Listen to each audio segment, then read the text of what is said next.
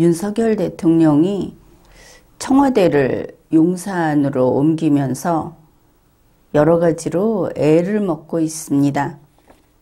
제대로 집무실을 쓰는 것도 어려움이 많은 것 같고, 심지어 그곳에 이름이 없다. 행정상의 주소는 있는데 결국 대한민국 대통령이 사는 집이 이름이 없다, 무명이다. 이런 문제가 있었습니다. 당선자 신분이었던 4월 15일에 이때 지금 용산 청사 거기 이름을 붙여주십시오 하고 대국민 공모를 했습니다. 국민 여러분이 정해주는 이름으로 하겠다.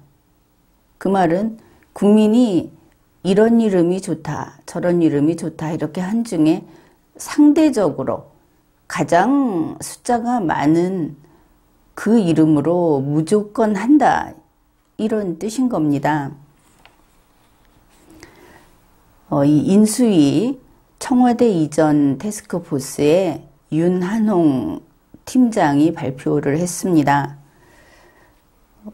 이 용산 집무실의 이름, 그리고 그 이름을 왜 추천하는지, 제안하는지 하는 것을 써서 접수를 해주면 거기에 따라서, 국민의 뜻에 따라서 이름을 짓겠다, 이렇게 발표를 한 겁니다. 이때보다 좀 앞서서 3월 20일 윤석열 당선자 본인이 용산으로 대통령 집무실을 이전한다 하고 계획 발표를 했습니다. 그런데 그때 이렇게 말을 한 겁니다. 대통령 집무실의 명칭은 국민 공모로 선정할 것이다. 국민의 뜻에 따르겠다.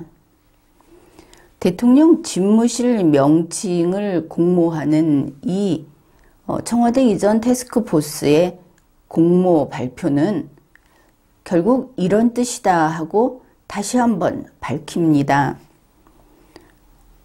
국민의 뜻에 따라 대통령 집무실의 이름을 정하는 그것은 국민과 소통을 강화한 대통령실을 구현하겠다고 하는 윤석열의 의지다.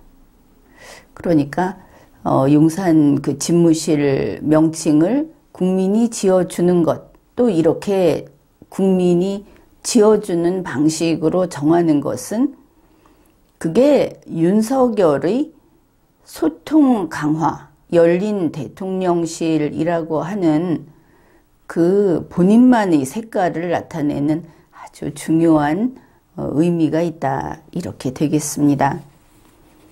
그래서 이 공모 기간은 4월 15일에서 5월 15일까지 전체 31일 동안 공모를 받아서 당선작을 6월 초에 발표하겠다 그랬습니다. 왜냐하면 용산 집무실 리모델링하고 하는 그런 것이 6월 정도 되고 그때쯤 집무실에 들어가게 될 거다. 순리대로 이렇게 계산을 했던 것을 알 수 있습니다. 이 응모 방법은 국민 생각함이라고 한 우편함 할 때 그 함자 거기에다가 온라인으로 등록을 하는 방식이고 상금은 전체 1,200만 원으로 정했습니다. 최우수상은 600만 원, 그리고 우수상, 장려상 이렇게 하겠다. 이런 경우에 동일한 명칭, 동일한 그 뜻풀이가 겹치게 되면 그때는 추첨을 하든지 혹은 그 상금을 분할하든지 이런 식으로 종종 처리를 해왔습니다. 윤한홍 청와대 이전 태스크포스 팀장이 특히 이렇게 강조했습니다. 대통령 집무실을 용산으로 이전하는 것은 역사적인 의미가 담겨 있다. 국민들께서도 집무실 명칭 공모에 참여함으로써 이러한 역사적 순간에 함께 해주기 바란다. 이번에 보면은 이 명칭 공모에 응한 국민들이 3만여 명이라고 합니다. 바로 이와 같은 뜻을 받아들여서 역사적인 순간을 같이 하겠다 하고 참가했던 것을 알 수 있습니다. 물론 나중에 5개를 남겨가지고 온라인 투표를 했죠. 그 여론조사 방식으로 그때도 2만 9천여 명이 참가를 했다고 하는데 역시 마찬가지다. 이 역사적 순간에 함께 하겠다는 그런 적극적 사고, 그것을 실천에 옮긴 사람들이 바로 그들이다. 이것을 알 수 있습니다. 그러니 4월 15일에서 5월 15일까지는 이러한 공모가 진행되고 있던 시기인데, 그런데 그보다 앞서서 이 공모를 하기 전에 2022년 3월 24일에 월스트리트 저널, 이곳과 윤석열 당선자가 인터뷰를 하면서 윤석열이 용산 대통령실 이름은 공모하는 것이 자기의 그 국민과 소통 강화하는 대통령실이라고는 아주 중요한 일종의 이념이다. 이렇게 말을 해놓고는 월스트리트 저널에다가 내 생각에는 하면서 피플스 하우스라고 그 이름을 윤석열이 정해버린 겁니다. 그렇게 말을 했던 것이죠. 이 명칭 공모라는 것을 무시한 윤석열. 여기에서 벌써 들성 부른 떡잎이 아니다 하는 것이 좀 드러납니다. 그 다음에 2022년 5월 20일 미국 대통령 조 바이든 방한 때 역시 용산 대통령 집무실에서 이런 식의 안내를 하지 않았다면, 또 월스트리트 저널에 그런 인터뷰를 하지 않았다면 일어나지 않았을 그런 일이 벌어졌습니다. 백악관에서 우리 대통령이 지금 한국의 피플스 하우스에서 이런 행사를 하고 있다고 표기를 했고, 이것이 백악관의 기록으로 남은 것이죠. 즉 그런 원래 하기로 해 놓은 일을 중간에 또 좀 앞서서 윤석열이 망치고, 그리고 그 다음에 5월 20일까지 와서도 윤석열 대통령이 이것을 망치고, 이런 것은 대통령인 공무원이 일을 이렇게 할 때는 이것은 분명히 흠이 되는 것이고, 또 단지 그것만이 아니고 법 위반 문제가 나오게 됩니다. 2022년 6월 3일 1차로 후보 5개를 선택을 했다. 이렇게 그때 와서 이제 발표가 나왔습니다. 그런데 이 4월 15일부터 5월 15일까지 공모를 하고는, 그러면 이게 인수위 청와대 이전 태스크포스에서 이것을 공모 발표를 했으니까 쭉 그쪽에서 관할을 했겠죠. 그런데 이게 그때가 5월 6일인가쯤에 인수위가 해산하지 않았습니까? 그러면은 그러고 나서 5월 30일까지는 인수위가 활동을 못하고 있었고, 이 공모를 담당하는 것은 국민권익위원회인가 그쪽에서 이것을 계속 게시판을 관리를 했습니다. 그러니 좀 이상하게 관할 주체가 이상해진 것을 알 수 있죠. 나중에 보니까 5월 30일에 다시 대통령실 새 이름 위원회라는 위원회가 구성된 것을 알 수 있습니다. 위원회를 만들고 거기에 위원들이 10몇 명이나 새로 들어가고, 5월 30일에 와서 이렇게 했다는 것은 결국 감투 나눠 쓰기를 했다. 이렇게 볼 수 있겠죠. 날짜가 5월 15일에 이미 끝이 난 그런 사안인데, 이 대통령실 새이름위원회 위원장이 권영걸 씨라고 합니다. 현재 서울예술고등학교 교장이고, 이 권영걸 위원장이 과거에 글도 많이 싣고 했는데, 거기 보면은 김대중 대통령의 새천년위원회에서 아주 중요한 역할을 했던 이어령 씨를 칭송하고, 정말 앞에서 칼을 휘두르면서 어떤 길을 자기가 마음대로 결정하는 그런 식의 개혁. 새천년위원회는 아주 특이한, 그리고 자유민주주의 방식에서는 상당히 벗어나 있는 그런 것입니다. 그런데 그런 것을 추앙하는, 아주 그걸 따라하고 싶다, 이런 말을 한 것이 아주 특징적인 그런 인물입니다. 그 대통령실 새이름위원회에서 5월 31일에서 6월 1일까지 회의를 해서 응모작 3만 건이 들어왔는데, 그 중에서 후보 5개를 선정했다. 이 위원회라는 것이, 위원회가 마음에 안 들면 거기에서 이렇게 3만 건 중에 5건을 선정하는 과정이 공정했는가, 타당했는가. 어차피 국민이 뽑은 위원회도 아니고, 그래서 이런 경우에는 될 수 있으면 모든 자료를 공개하면서 나중에 국민이 보고도 과연 그럴만하다, 이런 추인을 받아야 하는데 그냥 골랐다고 합니다. 그래, 5개를 골랐는데 그게 이름이 국민의 집, 국민청사, 민음청사, 바른누리, 이태원로 22. 그래서 얼핏 보기에도 좀 여러 여러 세대의 간극을 느낀다, 이런 이름들이 들어가 있습니다. 이 5개를 고른 다음에 6월 3일에서 6월 9일까지 이것을 다시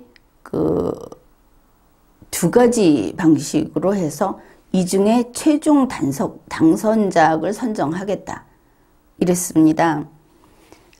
그 방식이 이렇습니다.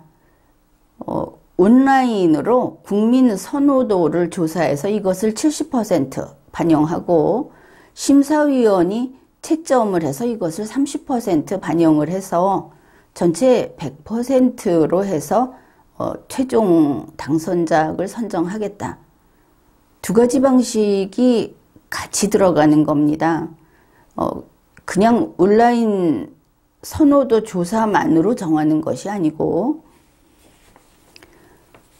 이렇게 6월 3일에 뉴스가 나왔는데 6월 10일에 윤석열 대통령이 나는 5개가 다 마음에 안 들어, 이렇게 말을 했습니다. 6월 10일에 낮 12시에 용산 대통령실에서 국민의힘 지도부하고 도시락 오찬 간담회를 1시간 반 정도를 했다고 하죠. 그 자리에서 윤석열 대통령이 이번에 이 국민 공모를 한 대통령실 명칭, 그래서 1차 선발작 5건, 그것이 공모한 이름이 다 마음에 안 든다, 이렇게 입을 댄 겁니다. 국민의 뜻에 따르겠다고 해놓고 국민이 자기 마음을 헤아려서 그 이름을 정해주기를 바랬다 하는 것을 이렇게 드러낸 것이죠. 윤석열 대통령이 무슨 일을 할 때마다 오찬을 하면서 무슨 모임을 하고 또 회의를 하고 만찬을 하면서 무엇을 하고 하는 거 이거 잘못됐다는 것을 알고 있죠. 정상적으로 식당에 줄 서서 밥 먹고 근무 시간에 일을 하자. 항상 먹을 거 앞에다 놓고 그 느슨해진 상태로 먹는 것인지 일하는 것인지 이런 상태로 하지 마라. 도시락 간담회를 1시간 반씩이나 했다. 국민은 이런 거 보기 싫어합니다. 어느 국민이 근무 시간에 윤석열 대통령은 도대체 무슨 일을 하는가? 밥 먹을 때만 하는가? 항상 무슨 오찬, 만찬 하는데 오찬 말고 그냥 점심 먹어라. 조용히 티나지 않게 혼자 먹어라. 그리고 근무 시간에 근무해라. 이 단순한 원칙을 지금 윤석열 그 대통령실에서는 아직 길을 찾지 못하고 있습니다. 대통령은 밥 먹으면서 연회를 벌이면서 일을 하는 거다. 이렇게 완전히 잘못 알고 있는데 이제는 고쳐져야 하겠죠. 그리고 밥을 먹으면서 한다고 하면은 만약에 업무 오찬을 한다 그러면 백악관에서 어떻습니까? 그저 토스트 한 조각이나 아니면 비스켓 한두 개 놓고 물 마시고 끝냅니다. 정 바빠서 그렇게 할 때는. 그러면 윤석열 대통령도 그렇게 하려면 건빵 한두 개 놓고 맹물 마시고 하는 것을 생활화하면 되겠죠. 항상 차려놓고 진탕 차려놓고 먹고 하는 것은 이제는 이거 좀 뭔가 잘못된 거다 하고 깨달아야 정상인 겁니다. 어쨌든 국민의 뜻에 맡기는 것이 열린 대통령실의 그 상징이고 그 출발로서 어떤 선언적 의미 또 가장 처음에 이것을 뭐 예를 들자면은 새 벽두에 그 산에 가서 무슨 제사를 지내듯이 아주 엄숙하게 반드시 지켜야 하는 이런 행사로서 역사적 의미까지 찾아놓고는 5개 뽑아 놓은 다음에 마음에 안 들어. 이렇게 참 얄팍하다. 이렇게 아무것도 모른다. 우리가 뭐 계속 참고 있죠. 벌써 5월 10일부터 지금까지 국민이 참고 또 참고 있습니다. 이거는 우리가 일을 시키는 것이 아니고 우리가 손을 이렇게 잡고 글씨를 대신 써주고 있는 거다. 거의 이런 심정입니다. 그런데 우연히도 윤석열 대통령이 나는 국민들이 정해준 이 5개가 다 마음에 안 들어. 이렇게 말을 한 바로 그날 한국갤럽에서 여론조사 발표를 했습니다. 이 조사는 6월 7일에서 9일까지 했는데 용산 대통령실 명칭으로 어느 것이 가장 마음에 드는가 그 앞에 5개 나온 것을 가지고 여론조사를 한 것이죠. 일단은 대통령실 새 이름 위원회라는 데서 정한 그 결과를 가지고 여론조사를 한 겁니다. 실제로 이거 없이 만약에 주관식으로 했다든지 아니면은 또 다른 방식으로 이것을 했다면 전혀 다른 이름들이 나왔겠죠. 이미 이렇게 한 단계의 칸막이가 돼 있는 상태에서 여론조사를 했는데 윤석열 당선자가 미리 3월 달에 국민의 집이 좋아요라고 이렇게 미리 암시를 줬던 그것이 안타깝게도 2위를 하고 말았습니다.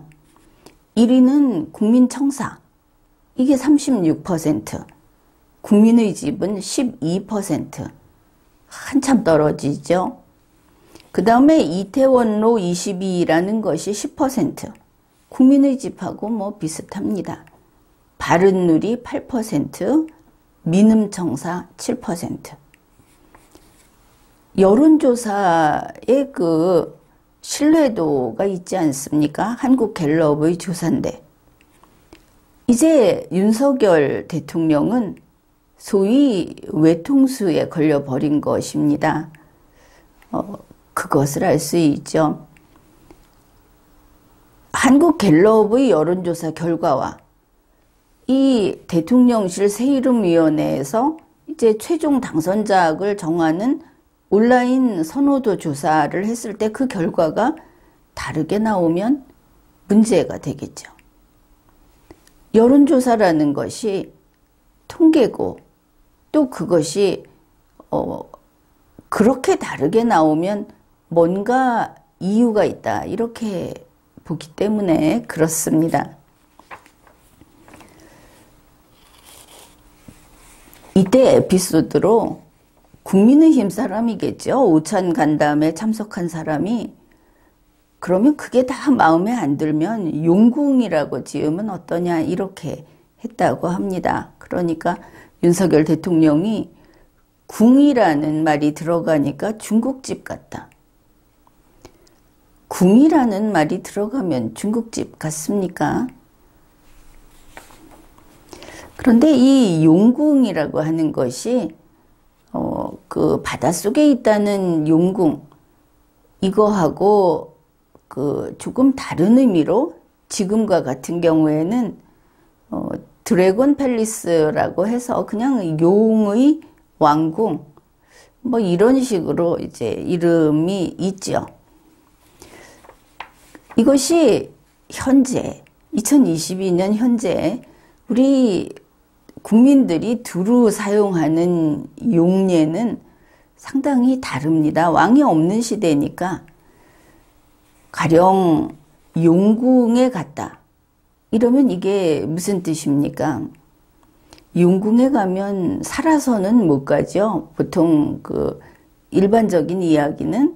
그래서 보니까 그 취미 생활이 있지 않습니까? 물고기나 이런 것들을 기르는데 주로 물에서 사는 뭐 구피 이런 그 물고기, 열대어 또 거북이 이런 것들, 금붕어 이런 것들을 기르다가 이게 죽으면 죽었다 이렇게 직설적으로 표현을 안 하고 우리 거북이가 오늘 용궁에 갔어요 이렇게 말을 합니다. 그런가 하면 지난번에 취임식 때 또 문재인 대통령 그 뭐 퇴근길 행사 이런 거 할 때 서로 앞다퉈서 무지개가 나한테 나타났다 이런 일이 있었죠. 이 용궁에 갔다는 거하고 아주 똑같은 표현으로 역시 그 애완견이나 또 이렇게 집에서 뭐 반려견, 반려묘 이렇게 말을 하는 집에서 기르는 개나 고양이나 또 인꼬 어쨌든 물에 안 사는 이런 동물들이 죽으면 역시 죽었다 이렇게 말을 안 하고 우리 인꼬가 오늘 무지개 다리를 건넜어요 이렇게 말들을 합니다. 이제 그런 용궁이라는 말이 일반 국민에게는 이쪽이 훨씬 더 현실적으로 많이 쓰인다. 그런 것이죠. 윤석열 대통령이 마음에 안 든다 이렇게 하니까 그 윤석열 대통령을 지지하는 대중 그쪽에서는 이제 막무가내로 이런 소리가 터져 나왔습니다. 이름 정하는 거 다시 하자. 공모 그냥 취소하고 윤석열이 하고 싶은 이름으로 정하자. 그 후보 5개 거기에다가 상금만 주고 이름은 윤석열 좋은 대로 우리가 원하는 대로 다시 정하자 이런 이야기가 마구 터져 나왔습니다. SNS에 상당히 많이 이제 도배가 되다시피 됐는데 이거 심각한 것이죠. 윤석열 대통령을 지지하는 대중들이 이렇게 법과 원칙을 무시하고 돈만 주면 된다는 그런 인식을 하는 대중이구나. 결국 윤석열을 둘러싸고 있는 정치 세력이 이렇구나. 이거는 심각합니다. 법과 원칙을 지키지 않는 대통령은 한시도 대통령의 자리에 있어서는 안 되는 것이죠. 또 그런 대통령을 지지하는 대중이 내가 지지하니까 법과 원칙을 지키지 않아도 된다. 만일 불만인 자들이 있으면 돈으로 입막음을 하면 된다. 이것은 아무도 상상도 하지 못했던 그야말로 미개하고 저속한 그런 인식을 보여주는 거다. 그런데 이게 상당히 됐습니다. 그 건수가. 왜 이것이 법을 위반한 것인가 하면은 이번에 이 용산청사 이름을 공모한다 하는 것이 그 법적 성격이 무엇인가를 보면은 분명해집니다. 이것은 민법상의 현상 광고에 해당이 됩니다. 이 공모라는 것은 공개적으로 모집한다 이런 뜻이죠. 그런데 현상 광고, 이번 이 명칭을 정하는 게 무엇입니까? 그냥 윤석열 대통령 쪽에서 1, 2, 3, 4 해놓고 어느 게 마음에 드느냐고 한 것이 아니죠. 먼저 응모하는 사람은 이름을 정해야 합니다. 본인이. 그 이름이 왜 적합한지를 설명하는 문장을 작성을 해야 합니다. 이것이 이제 노무계약의 일종이다. 이렇게 볼 수 있겠습니다. 본인이 창작을 하는 것이죠. 그런 노무계약의 일종인 현상 광고다. 그런 것입니다. 생각했던 것보다 거창하죠. 그렇습니다. 이 현상 광고, 이 법을 어기면 법적인 책임을 지게 되어 있습니다. 이 현상 광고는 민법 제675조에서 규정합니다. 현상 광고는 광고자가 이러이러한 행위를 한 사람에게 일정한 보수를 지급하겠다. 이렇게 밝히고, 이거 밝혔죠. 거기에 응한 사람이 그 광고에 정한 행위를 완료함으로써 그 효력이 생긴다. 그러니까 응모함으로써 효력이 생겨버리는 겁니다. 그런 것이죠. 그러니까 이번에 1차에서 5개를 선정했다.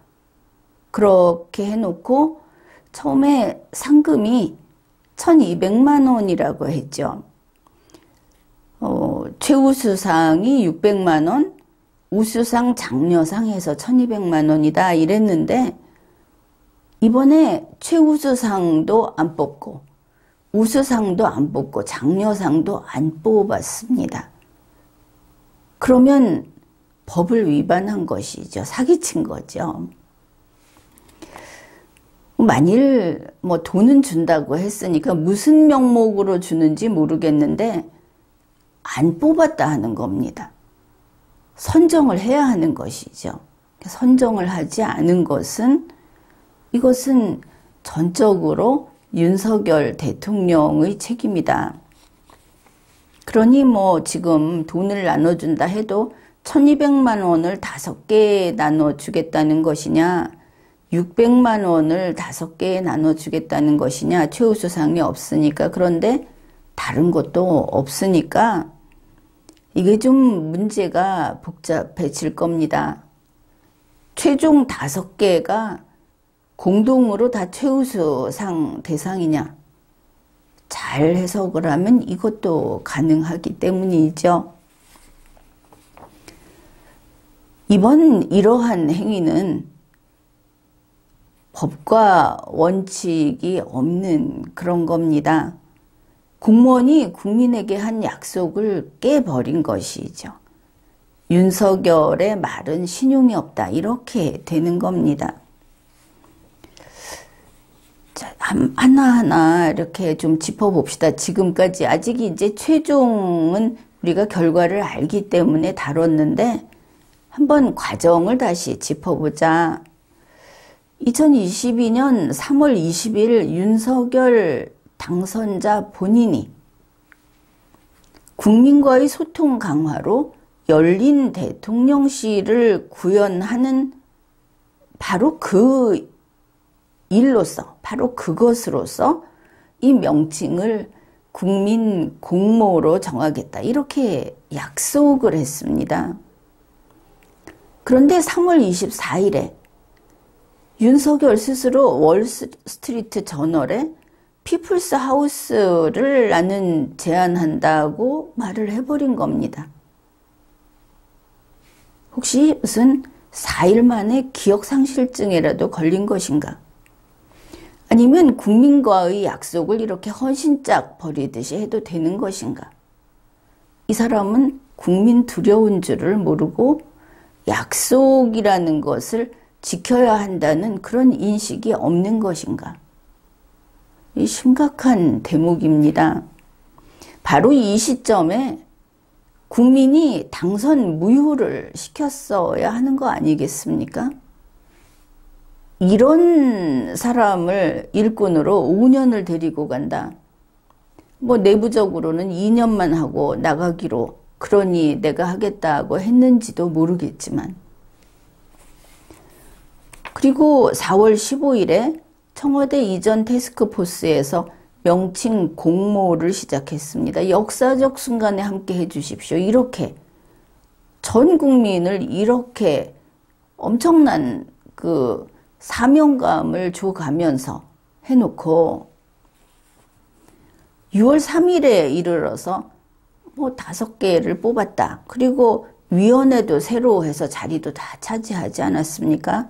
대통령실 새이름위원회 5월 30일에 와서 그 6월 중에 확정 발표하겠다고 철석같이 약속을 했습니다. 그런데 6월 10일에 윤석열 대통령이 다 싫어. 몽땅 마음에 안 들어. 이렇게 소위 땡깡을 부린 것이죠. 그러니 친윤 또 윤빠라고 하는 사람들이 우리 열이가 싫대. 그러니 취소하고 새로 정하자. 돈 줘서 입 막으면 되고. 이런 거 아닙니까? 참으로 추잡하다. 그렇게 보이죠. 그래서 이제 최종 결론이 나오긴 나왔습니다. 6월 14일 낮에 언론 보도가 이제 간을 보기 시작했습니다. 오늘 오후에 새 명칭이 결정될 거다. 오늘 이 새이름위원회 회의가 있다. 이렇게 나왔죠. 근데 그때 나왔을 때 이미 이렇게 미리 그 운을 떼어놨습니다. 지금 5개가 선정됐는데 그거 말고 다른 게 선정될 가능성이 있느냐? 기자는 왜 그렇게 물었을까? 그렇게 물어달라고 주문받지 않았을까? 왜냐하면 법을 위반하는 것인데 법 위반할 겁니까? 이렇게 물어본 것이니까.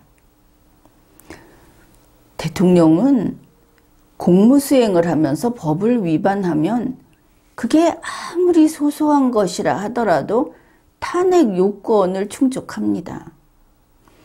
윤석열 개인이 어떻게 숨을 쉬는가, 2번 내쉬고 2번 들이쉬는가 하는 문제가 아닌 것이죠. 공무수행이다.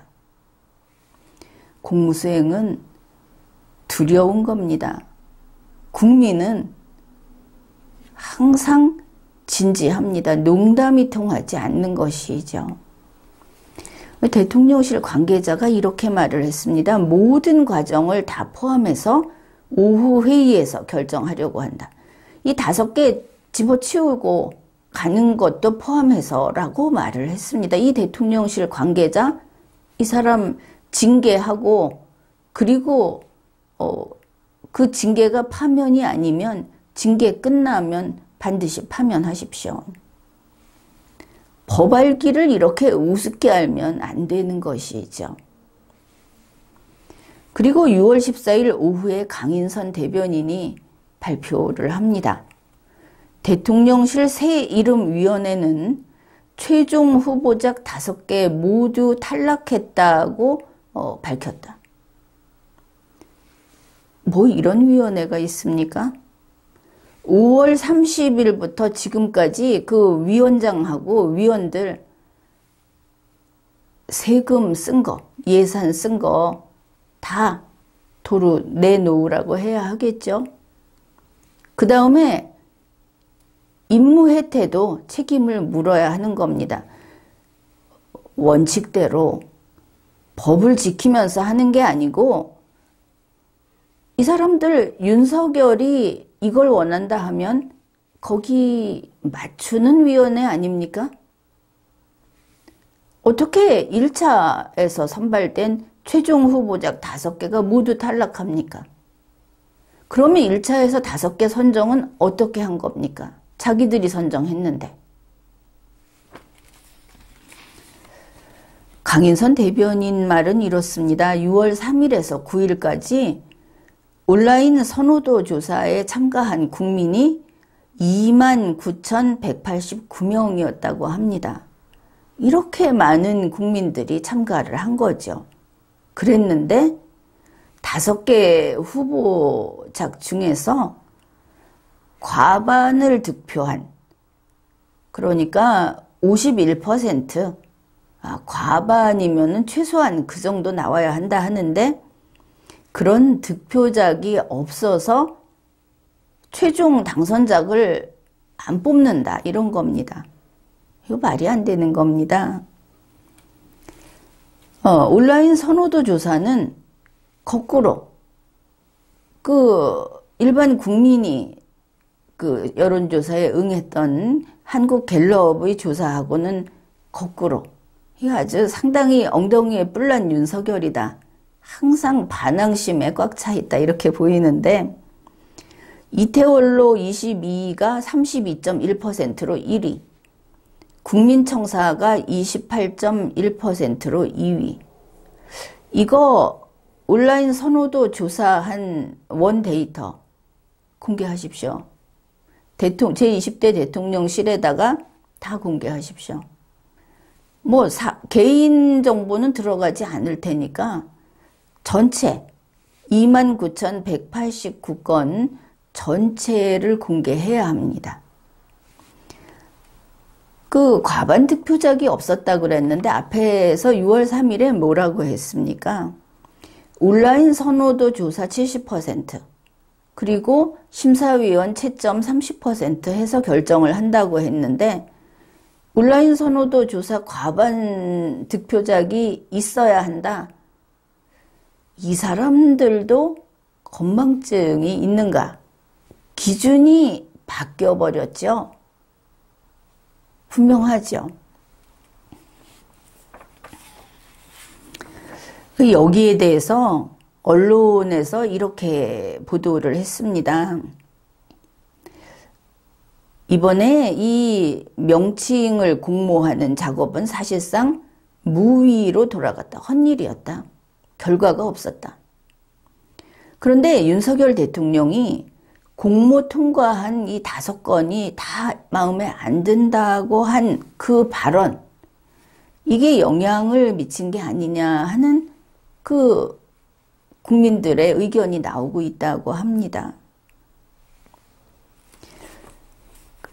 그러면서 대통령실의 새 명칭은 이름 없던 용산 집무실에 새로 이름을 붙이는 일이었습니다. 그런데 그동안 사용해온 용산 대통령실로 사실상 낙점됐다. 이거는 아니죠. 대통령실 새 이름위원회는 이름을 정하지 못했고 사실상 낙점된 것이 아니라 용산 대통령 집무실은 여전히 이름이 없다. 무명이다. 그곳을 지칭하는 그 명칭을 쓸 때는 물음표를 넣어야 한다. 사실상 용산 대통령실이 아니고 이름이 없는 곳이다. 이게 분명한 겁니다. 약 2개월간 대국민 공모를 하고 전문가 심의를 했는데도 마땅한 이름을 찾지 못했다. 이렇게 언론이 보도하는데 그것은 그렇지 않습니다. 이것은 현상 광고입니다. 대국민 공모였습니다. 그러면 국민의 뜻에 따라서 과반수가 아니라 국민의 뜻이 가장 많이 나온 것을 무조건 택하는 겁니다. 응모한 3만 국민, 뭐 단체가 있으면 더 많을 테고, 온라인 선호도 조사에 참가한 29,189명 국민. 이 국민의 뜻을 이렇게 간단히 뭉개버리는 것이 윤석열이다. 이거는 위험한 것이고 또 중대한 과오다. 법 위반이다 하는 것을 지적합니다. 처음에 현상 광고로 하겠다 해놓고는 나중에는 과반 득표작이 있어야 한다. 윤석열의 마음에 들어야 한다. 이렇게 법 집행을 하고 이런 수준의 준법 의식을 가지고 있는가? 아무래도 이래서 되겠는가 하는 생각을 합니다. 느닷없이 과반 득표작이 없어서 다 파토다. 이렇게 말을 하는데 윤석열 씨 자신은 대선에서 과반 득표했습니까? 48% 받았다고 한다면 과반 득표 못했죠. 결국 윤석열도 좌파들이 좋아하는 결선 투표를 원한다는 것인가? 그러면은 어째서 임기 개시 전에 결선 투표를 하자고 하지 않았는가? 지금 주장하는 것을 보면 윤석열은 대통령으로 당선될 자격이 없다가 되지 않습니까? 과반 득표도 못했는데. 법이라는 것은 그렇게 윤석열이 좋은 대로 지키고 싶으면 지키고 싫으면 안 지켜도 되는 것이 아닙니다. 윤석열은 법 아래에 있는 일꾼입니다.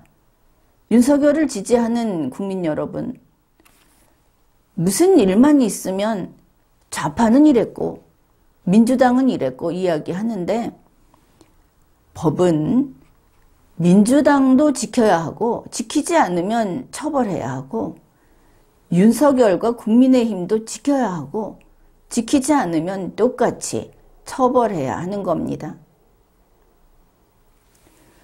이번에 윤석열 대통령은 열린 국민과 소통하는 대통령실을 만들겠다는 약속을 어겼습니다. 용산 대통령실의 명칭을 대국민 공모로 가겠다. 현상 광고로 하겠다고 했던 그 약속을 어겼습니다. 그리고 실제 현상 광고라는 면에 있어서 법률을 위반했습니다. 이것을 보건대 윤석열 대통령은 이번 행위로 국민의 신뢰를 그만큼 잃었고 법 위반에 대해서는 책임을 져야 합니다. 대한민국 헌법에 대통령이 헌법, 법률을 위반하면 탄핵의 요건을 충족하는 것으로 규정하고 있습니다. 만일 민주당이 법 위반을 이유로 탄핵을 논하고자 한다면 그 요건은 충족했습니다. 윤석열 대통령을 지지하는 대중은 뭘 그까짓 거 가지고 그러느냐고 할지 모르겠는데 법은 엄정합니다. 대통령이 노상방뇨를 하면 파면돼야 합니다. 그것이 법입니다. 지금까지 리걸마인드 연구소였습니다.